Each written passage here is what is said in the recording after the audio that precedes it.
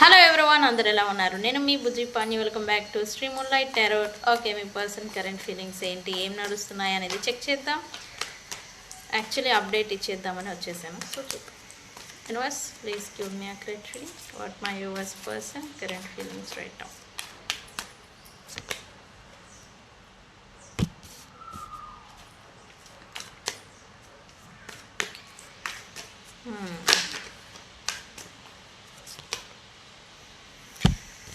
Looks like ఈ person తన ఎమోషన్స్ని, తన ఫీలింగ్స్ని షేర్ చేసుకోవాలి, ఎవరితో అయినా కానీ షేర్ చేసుకోవాలి అని ఈ పర్సన్ అనుకుంటున్నారు. బట్ అటువంటి పర్సన్ వీళ్ళ లైఫ్లో ఇప్పుడు ఎవరు లేరని చెప్పాలి. అలాంటి వ్యక్తి కోసం వీళ్ళు సెర్చ్ చేస్తున్నారు, వెతుకుతున్నారు అని చెప్పాలి.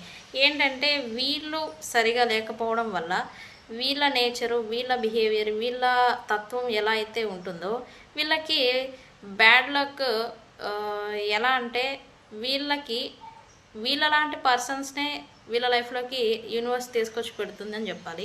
సో దీనివల్ల ఏంటంటే వీళ్ళు ఎమోషనల్ బ్లాకే అనేది అయిపోతూ ఉన్నారు. తన ఫీలింగ్స్ని, ఎమోషన్స్ని ఎవరితో చెప్పుకోలేని, షేర్ చేసుకోలేని సిచ్యువేషన్లో ఉంటున్నారు అని చెప్పాలి ప్రజెంటు.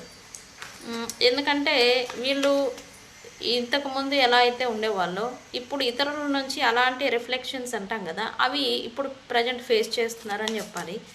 వై, ఎందుకు? సోల్మేట్ కోసం ఎదురు చూస్తున్నారు. డీప్ లవ్, ట్రూ లవ్ గురించి ఈ పర్సన్ ప్రజెంటు తమ పైన నిజమైన ప్రేమ చూపించే వ్యక్తి ఎవరు, ఏంటి, వాళ్ళు ఉన్నారా, అసలు వస్తారా అని వెయిట్ చేస్తున్నారు అని చెప్పాలి. ఓకే, ఈ క్రమంలో ఈ పర్సన్కి కోపం వస్తుంది, బిట్టర్నెస్, యాంగర్, చిరాకు, కోపము. ఎలా అంటే ఒక బండరాయిస్తే దాన్ని కూడా బద్దలు కొట్టేసేంత కోపం అనేది ఈ పర్సన్కి వస్తుంది. ఇరిటేషన్ ప్లస్ కోపం వస్తుంది, గట్టిగా అరవడం, చిరాకు పడడం. చిరాకు అనేది ఈ పర్సన్కి ప్రజెంట్ ఎక్కువగా ఉంటుందని చెప్పాలి.